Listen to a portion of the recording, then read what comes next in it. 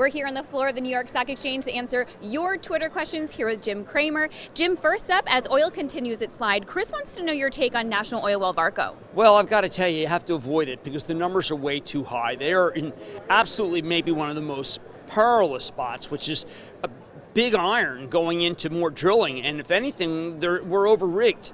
So watch that rig count. Rig count is going down. I think it goes down severely next year. And for National Oil well Varco's orders go down, numbers come down, stock goes down.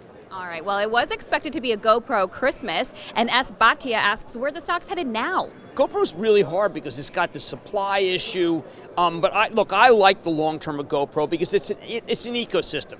I was in Mexico on vacation, and we were doing rappelling at one point, and we were doing zip line at one point, and we did cliff jumping at one point, and everyone was jealous of the three guys who bought the GoPros. And I found myself saying, where is my GoPro? And so did everyone else in our 40-person group.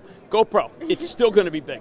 Yeah, that tells you something, right? Well, how about, there was, I'm sure, a lot of holiday gifts were Apple products as well. Trade Exchange the 6 is big. Asks what you expect on earnings. Look, I think that Apple's had, there's tremendous consolidation going on. I mean, Apple's one of those stocks that everybody in the world has a gain in, and you see a lot of gains being locked in now that we're in a new year. Today is a more important year than Friday. I think a lot of people were off on Friday.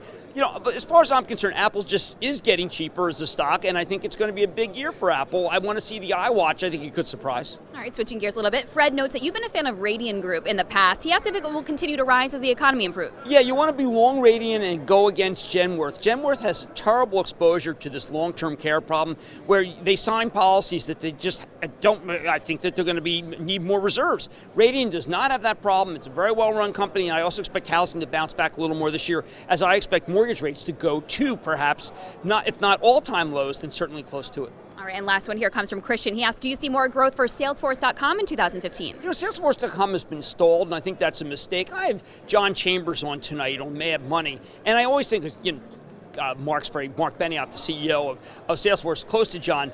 I think Salesforce could have a very big year. I just don't know if people are willing to pay up in an environment where they stop paying up for the high tech that has high multiple. But the stock's resting. I'd like to own it long term, absolutely. All right, sounds good. Thank you so much, Jim. And make sure to tweet your questions for Jim every Monday using #CramerQ. That's Jim Cramer, and I'm Brittany Umar for The Street.